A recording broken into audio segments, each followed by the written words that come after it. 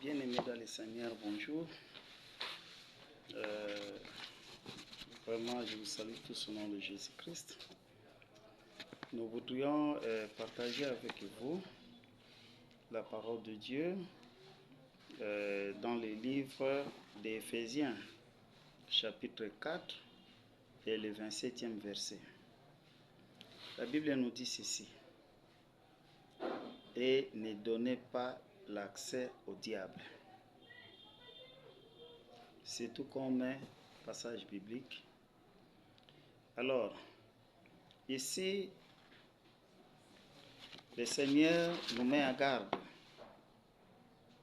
parce qu'il sait que ce monde, c'est un monde glissant, un monde de tiraillement, un monde sur lequel le diable, avec ses acolytes, ne veulent pas que nous puissions progresser, nous puissions évoluer.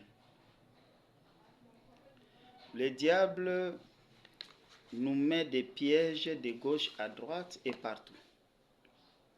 C'est pourquoi il est important que tout et chacun de nous doit fournir un effort et être prudent pour ne pas être emballé par l'ennemi.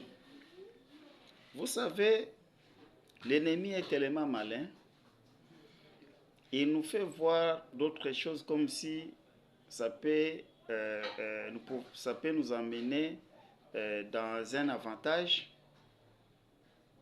quelconque. Or, derrière ça, c'est un piège.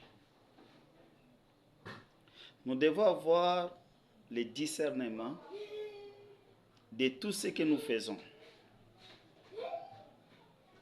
tout ce que nous parlons, les actes que nous posons. Nous devons avoir le discernement.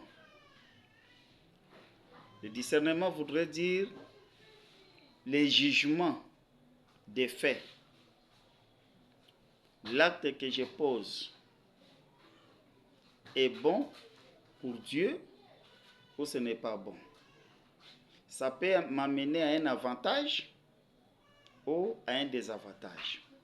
Ces jugements-là, c'est par rapport à la parole de Dieu et par rapport à vous-même. C'est pourquoi nous devons faire attention des actes que nous posons. Dieu ne voudrait pas perdre quelqu'un dans sa bergerie. Il voudrait que nous tous nous puissions être dans sa bergerie et que nous tous nous puissions hériter son royaume. Mais quels sont les actes que nous posons vis-à-vis de nous-mêmes, de nos voisins et dans des services auxquels nous travaillons? Dieu est tellement bon qu'il ne veut pas que nous puissions être détruits. Je ne voudrais pas énumérer vraiment les péchés parce que c'est beaucoup. On ne saura pas dans peu de temps énumérer le tout. Mais chacun de nous doit avoir cette conscience-là et voir ce qu'il peut faire et ce qu'il ne peut pas faire. Le jugement de soi-même, ton jugement interne. C'est pourquoi Dieu nous aime, Dieu vous aime. Il ne veut pas que nous puissions être perdus, mais il voudrait que nous puissions retourner à lui.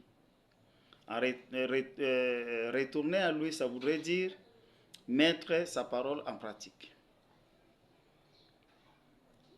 Voilà ces petits messages que je voulais vous annoncer. Dieu vous aime, Dieu voudrait que vous puissiez être bénis et un jour hériter son royaume. Mais nous devons seulement manifester la prudence.